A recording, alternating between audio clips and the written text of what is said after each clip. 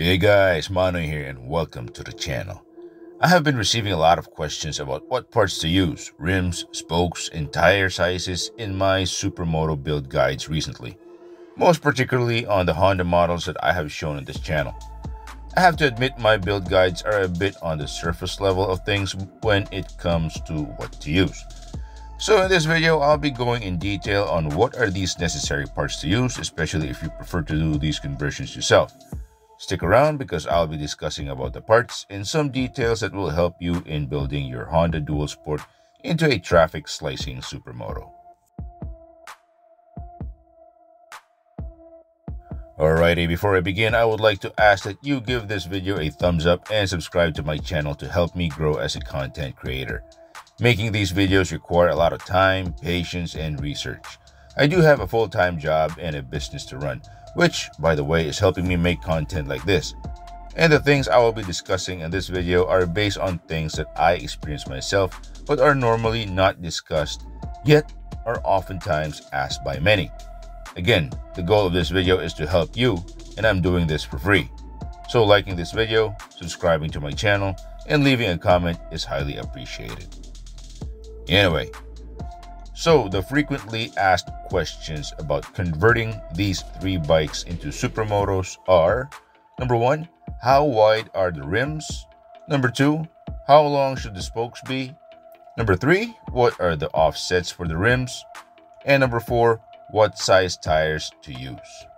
Okay, let's start with the old school XR or XLR200. This bike is a bit tricky to build because of some clearance issues, but if you know what to do, then this should be a walk in the park. For rims, we'll be needing a 300 by 17 or 350 by 17 for the front, and a 4.25 17 for the rear. If you're using the stock hubs front and rear, then the number of spokes is 36 per hub. Spoke sizes are 10 gauge, but the lengths vary which side you're referring to. Rear drum on the sprocket side is 170 millimeters and the brake side is 165 millimeters. Rim offset should be more to the brake side, about half an inch offset of the lip of the rim and the lip of the drum. For the front, it's 195 millimeters long. Offset should be more to the brake rotor. Rim lip should be about level to the brake rotor. For tires, the widest you can put up front is a 120/70/17. It's going to look beefy and very full. For the back, the widest tire that you can fit is a 140 by 70/17. Now, if you can find a 140 by 60 tire, then that would be a much better fit. Some of you may be wondering why a 140 wide rear tire and not a 150. You see, the swing arm on the Honda XR200 is really narrow, and a 140 is the widest you can fit without hitting anything. Next bike is Honda's current entry-level dual sport, the Honda CRF150L. Yes, this is getting a lot of attention lately because of its modern and lightweight design. Turning this to a supermoto is a lot easier also because of the aftermarket support this bike has. Okay, so the rim sizes are the usual 3.5 by 17 and 4.25 17 front and rear. For the tires, we could go with a 110/70 up front, and the widest would be a 140 for the back. You could fit a 150 at the back, but that would be a tight fit already, so make sure you do the clearances and the lacing properly. But honestly, I think this bike would perform better with a 300 by 17 up front and a 350 at the back, paired with a 100 by 80 front tire and a 130/70 at the back. Now, why am I saying this? Because, well, the simple reason is it's a lighter wheel setup and it's also easier to install. And it still looks great, as is. Spoke lengths are a 190 millimeter and 200 millimeter for the front hub and a 190 millimeter for the back. Now, in terms of offsets, I highly recommend that you move the rim towards the disc rotor, the brake rotor, line them up, the lip of the rim and the brake rotor. Now, if you are using the stock hubs, take note that the rear hub has 32 spokes while the front has 36. So make sure you buy the correct rims for this installation. Now, if you're using an aftermarket hub for the CRF150L like this one, which doesn't come with the necessary bearings, take note of these bearing sizes for your reference. For the front, you will need two 6202 sealed bearings, and for the back, a 6203 and a 6303 for the rear hub. For the bearing spacers within the hub, I recommend you find a piece of pipe and cut it to fit inside.